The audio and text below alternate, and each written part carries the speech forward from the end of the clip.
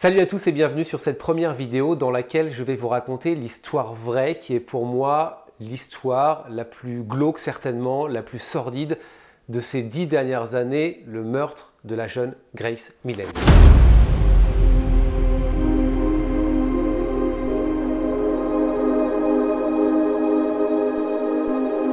Avant de continuer, je vous invite évidemment à vous abonner à la chaîne, n'hésitez pas à liker et surtout à cliquer sur la cloche, comme ça vous serez au courant des toutes prochaines vidéos.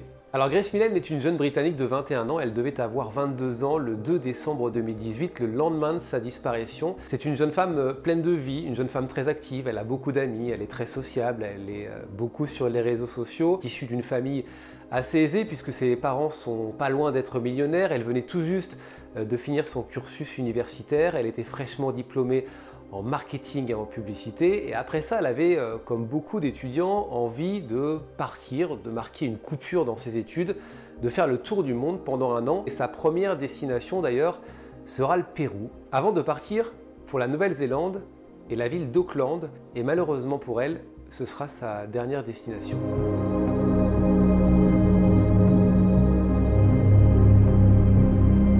Le 2 décembre 2018, souvenez-vous, c'est son anniversaire. Grace reçoit sur son téléphone portable des dizaines d'appels, des dizaines de messages de la part de ses amis, de la part de ses proches, mais aussi et surtout de la part de ses parents. Grace ne répond pas. Et ça, c'est très bizarre, ce n'est pas dans son habitude. Grace, même à des milliers de kilomètres, a l'habitude au moins de répondre par un texto.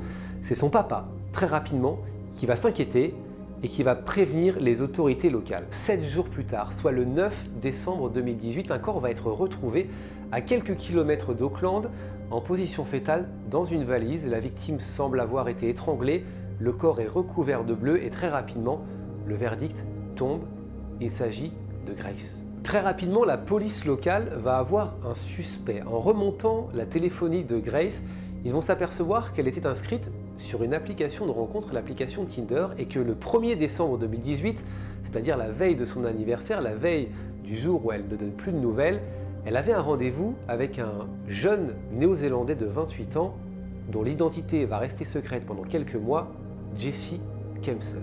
Et ce qui est incroyable dans cette affaire et qui à mon avis la rend encore plus glauque, c'est que l'intégralité du rendez-vous entre Jesse et Grace va entièrement être captée par les caméras vidéosurveillance de la ville, et les policiers, vous allez le voir, ne vont pas tarder à découvrir ce qu'il s'est passé. Ça commence à 17h45. Regardez, on n'est pas très loin du Sky Tower, c'est l'heure du rendez-vous. On voit Jesse Kempson et Grace Millen se saluer très amicalement, ça sent même très convivial. On se dit qu'ils ont passé déjà du temps sur Tinder ensemble pour faire connaissance. Jesse passe d'ailleurs son bras autour du cou de Grace. Très vite, on va les voir marcher côte à côte pour se rendre au premier lieu de rendez-vous. Ce sera le Andy's Burger. Là, ils vont prendre un premier verre. Ça va durer environ 3/4 d'heure, 1 heure. Et puis à 19h16, ils vont rentrer, regardez, dans le Mexican Café pour aller manger.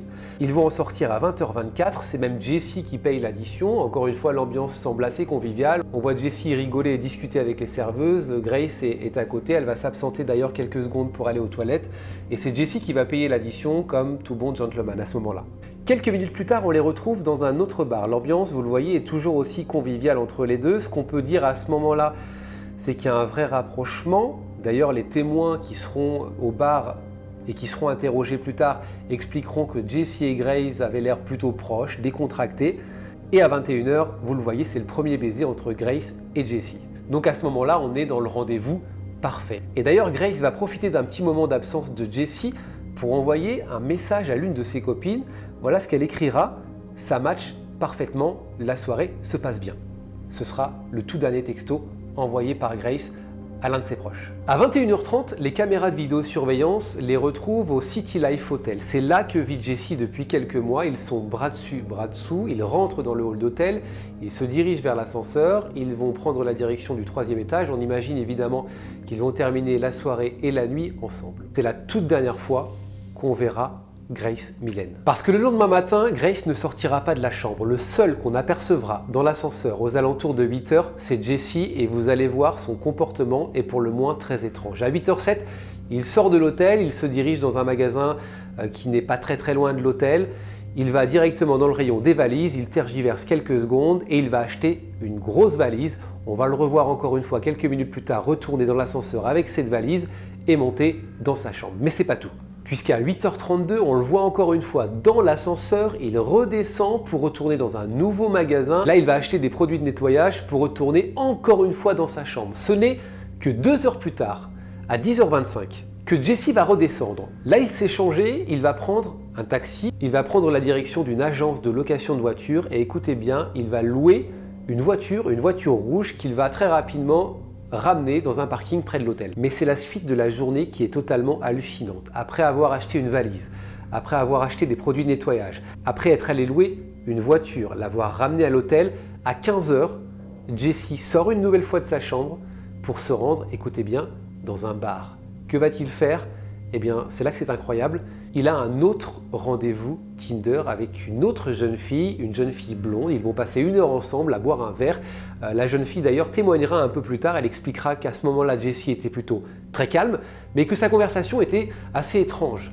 Jesse lui a beaucoup parlé de sexe, mais de sexe brutal. Il lui a posé des questions à savoir si ça la dérangeait pas d'avoir des rapports sexuels brutaux. Qu'est-ce qu'elle pensait des garçons qui étaient brutaux avec les filles pendant les rapports? Et ça va clairement la déranger. Mais la journée n'est pas finie pour Jesse. À 20h, il sort encore une nouvelle fois de sa chambre, il prend l'ascenseur et là, il retourne dans un magasin pour louer, semble-t-il, une machine pour nettoyer ou shampouiner la moquette. Il va la rapporter à l'hôtel. Au passage, regardez, il prend un grand chariot à roulettes. Vous savez, ces grands chariots qui permettent de facilement déplacer les valises. Et le chariot, il va aussi l'apporter dans sa chambre. Et quelques minutes plus tard, il va ressortir avec ce chariot. Sur ce chariot va se trouver la grosse valise. Souvenez-vous qu'il a acheté le matin même. Sur cette grosse valise, il y aura une petite valise. On le voit, il galère un peu d'ailleurs à pousser le chariot. Ça semble lourd, tout simplement parce que vous l'avez compris, dans cette grosse valise, il y a le corps de Grace. Ces allers-retours incessants vont prendre fin le lendemain, le 3 décembre à 6h15. Jesse sort une nouvelle fois de sa chambre d'hôtel. C'est assez tôt, mais il y a une raison pour ça.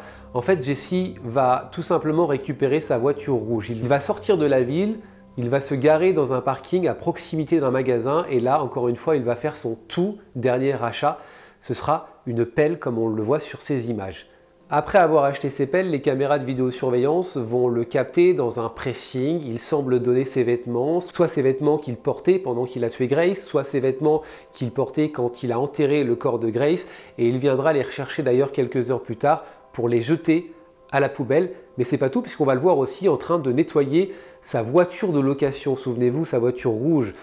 Voiture qui lui a certainement permis aussi de déplacer le corps de Grace et les valises. Il va la nettoyer à l'intérieur, à l'extérieur, avant de la rendre à l'agence. Quelques jours plus tard, soit le 6 décembre, les policiers débarquent au City Life Hotel. Ils ont des questions à poser aux employés de l'hôtel, évidemment, mais surtout à Jesse. Et regardez encore une fois les caméras de vidéosurveillance.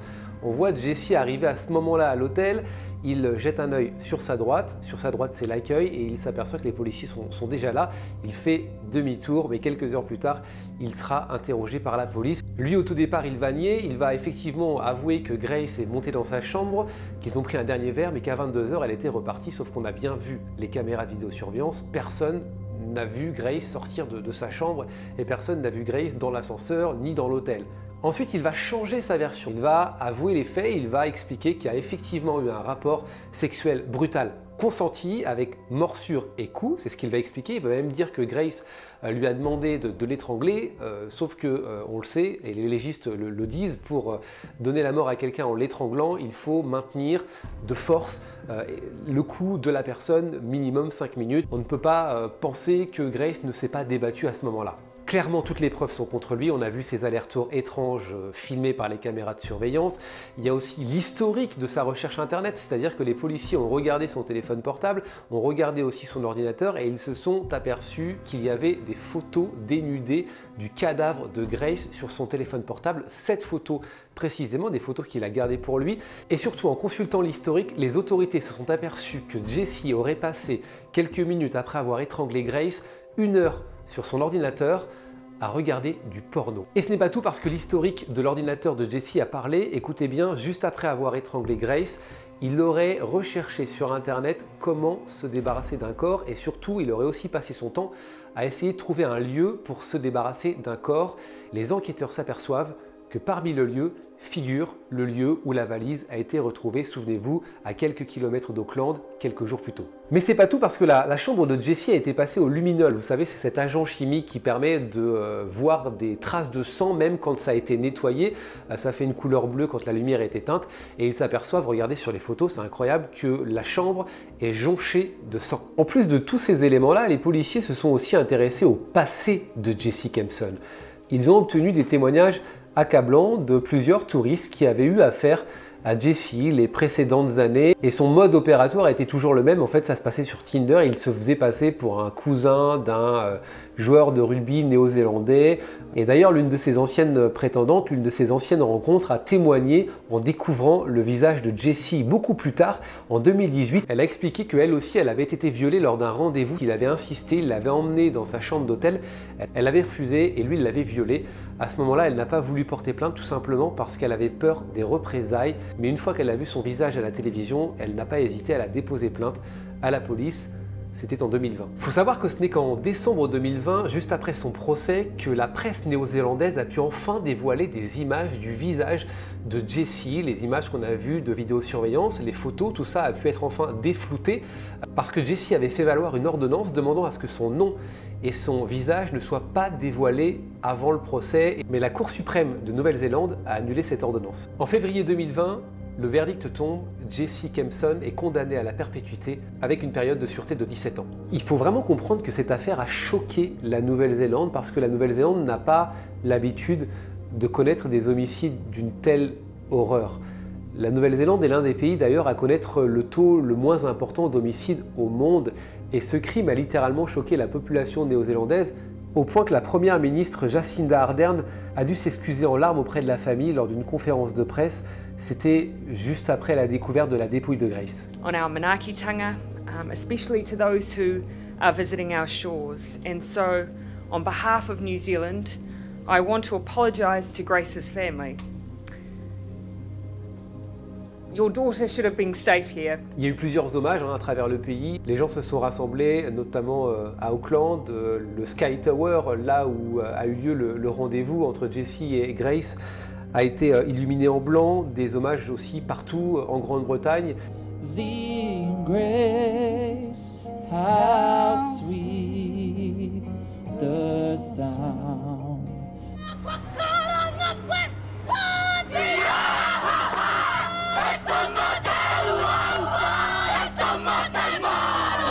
Voilà pour cette affaire très glauque, j'espère que j'ai été assez complet. Je vous donne rendez-vous très bientôt pour une nouvelle affaire sur cette chaîne.